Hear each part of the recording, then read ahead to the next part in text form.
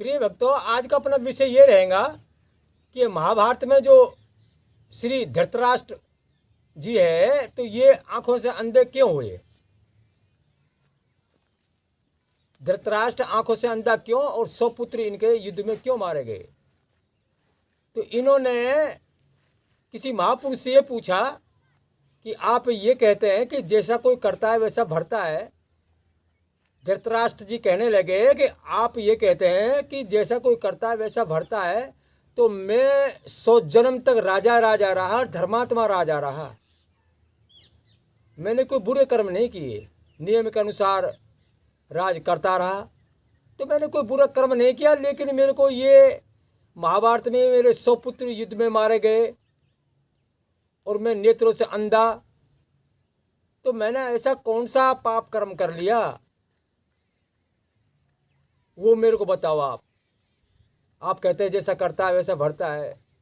जो उस महापुरुष ने ये कहा कि आपको 100 का ही तो पता है, 100 जन्म का, लेकिन 100 से पहले जो 101 उस जन्म में आपने एक गलती की, एक पाप किया, उसके कारण आपको ये पाप का फल भोगना पड़ा। तो धृतराष्ट्र जी फिर कह रहे हैं कि तो आप ये बताओ कि उसी समय भोग लेता, मैं इतना समय क्यों लगा। जब उन्होंने कहा उस समय तुम्हारे शुभ कर्म चल रहे थे, तो उस शुभ कर्म में अशुभ कर्म नहीं घुस पाया। अब आपसे एक अशुभ कर्म हुआ है, तो पिछला जो बैलेंस था 101 जन्म पहले का, वो आपके सामने आ गया है।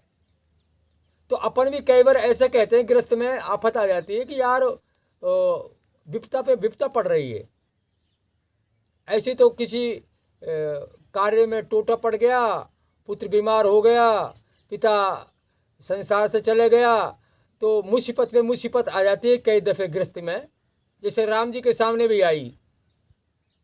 राम जी को वनवास हो गया, राजा दशरथ का शरीर पूरा हो गया और वनों में जाकर के सीता का अपहरण हो गया।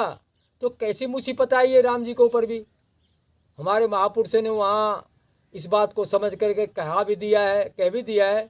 और कौन है जिस पर कभी काली घटा छाई नहीं, राम और घनश्याम पर क्या मुसीबत आई नहीं। हालांकि वो ज्ञान दे रहे हैं रामकृष्ण जी हमको, लेकिन वो ये ज्ञान भी दे रहे हैं कि कर्म का खेल ऐसा है, जो हम जैसों को भोगना पड़ रहा तो आपको नहीं भोगना पड़ेगा, इसलिए आप होश हवास में कर्म करें। ये उपदेश देते हैं रामकृष्ण हमको। श्री रामकृष्ण जी से ये उपदेश लेना है। जब ऐसे ऐसे महापुरुष जिनको हम भगवान कह रहे हैं, उनको भी अपनी करने का फल भोगना पड़ा, तो क्या हमको नहीं भोगना पड़ेगा। तो इस तरह से उन्होंने ये कहा कि आप के शुभ कर्म चल रहे थे, तो शुभ में अशुभ नहीं घुसा। अब आपसे एक अशुभ कर्म हुआ इस जन्म में, तो पिछला बैलेंस आपके सामने आ गया। मान लो कोई आदमी गलत काम करे और उस दिन से उसका छुपा रहे, और जब वो गलत काम उजागर हो जाए तो और भी लोग कहने लग जाते हैं कि इसने मेरे साथ भी ऐसा व्यवहार किया, इसने मेरे साथ भी ऐसा व्यवहार किया, इसने मेरे साथ भी ऐसा व्यवहार किया। और लोग भी कहते हैं ना, और उस दिन से नहीं कहा किसी ने भी। तो इस तरह से ये कर्मों का खेल चलता है।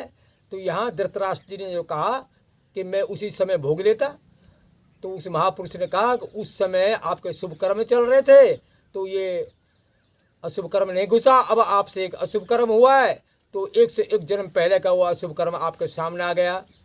तो धृतराष्ट्र ये कहने लगे ठीक है, तो अब आप ये बता क्या कर्म किया था मैंने, ऐसा क्या पाप किया था। तो उन्होंने ये कहा महापुरुष ने कि आपके बाग में 100 हंस हंसनी के बच्चे धरोहर के रूप में थे, किसी संत के धरोहर के रूप में थे, आपको उनकी रक्षा के लिए छोड़ गए थे वो। और एक रसोई ने अपनी मर्जी से एक हंस का बच्चा आपको खिला दिया, तो आपने उसी समय ऐसा कह दिया कि आज तो बड़ी स्वादिष्ट सब्जी बनी है, ऐसी सब्जी तो आप डेली बनाया करो। तो उस रसोई ने 100 बच्चे काट के खिला दिए। उसके बाद में कोई साधारण पक्षी की सब्जी गई, मांस की, तो उन्होंने कहा कि आज तो वो स्वाद नहीं, रसोई जो और दिन आता था। तो उन्होंने कहा रसोई ने, महाराज वो कहाँ से आए, वो तो हंस हंसनी के बच्चे थे, वो मैंने आपको खिला दिए। अब तो ये साधारण कोई पक्षी है, उसकी सब्जी है, उसके मांस की सब्जी है। उन्होंने कहा आपने वो क्यों खिलाए मेरे को भाई, कि महाराज एक तो मैंने मेरी मर्जी से खिलाया, बाकी आपने तो कहा ऐसी सब्जी डेली बनाया करो, इसलिए मैंने आपको सारे काट के खिला दिए। तो महापुरुष कहने लगे कि आंखों से अंधे तो इसलिए कि आप उसी दिन टोकते, जिस रोज उस रसोइये ने एक हंस का बच्चा आपको खिलाया तो 99 बच्चे बच जाते। आंखों से अंधे तो इसलिए कि आप उस सब्जी को खा रहे हैं, डेली खा रहे हैं, आपको पता नहीं ये सब्जी किसकी है, कैसी स्वादिष्ट है, तो किसकी है।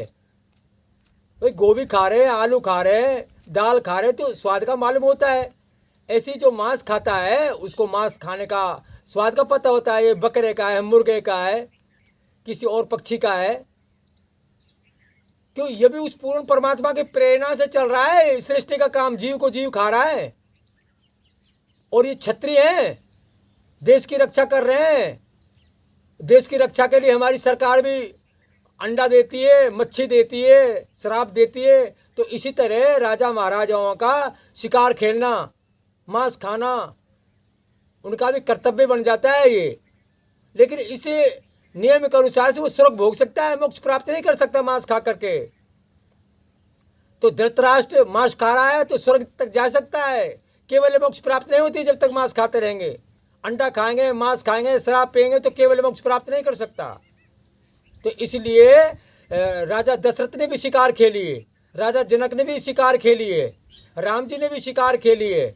और राम जी ने मृग मारा ना, रामचरितमानस में जो मृग के पीछे गए, अगर वो मृग को क्यों मार रहे, शिकार नहीं खेलते तो शिकार खेलते हैं तो क्षत्रियों का, कुछ क्षत्रियों का मतलब ये खाना पीना भी होता है। तो इसीलिए उस रसोई ने अपनी मर्जी से धृतराष्ट्र को वो हंस के बच्चे खिलाए। तो अब यहाँ इतनी बारीकी कर्मों की देखो, जो महापुरुष उनसे कह रहे हैं, वो कह रहे हैं कि 99 तो आपके कहने से रसोइये ने खिलाए और एक उसने अपनी मर्जी से खिलाया। तो उसके बदले में महाभारत के समय में 99 पुत्र तो धृतराष्ट्र के महाभारत में मारे गए और एक पुत्र जो बचा था वो कायली की वजह से और गल फांसी लगा के मरा। तो कोई कितनी बारीकी उस परमपिता परमात्मा की, उस खेल की, उस सर्वज्ञ प्रभु के खेल की, जो रसोइये ने अपनी मर्जी से खिलाया था।